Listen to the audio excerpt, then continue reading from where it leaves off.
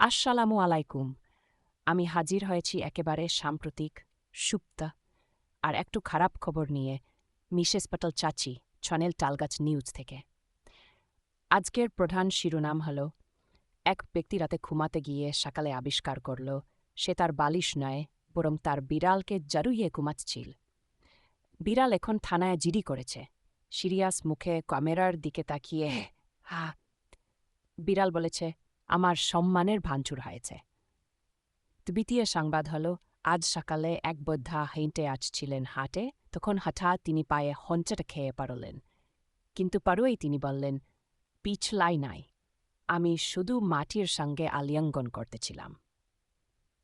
চলুন এই ঘটনাস্থলে। এখানে আমাদের প্রতিনিধি লিপিকা আপা দাঁড়িয়ে আছেন।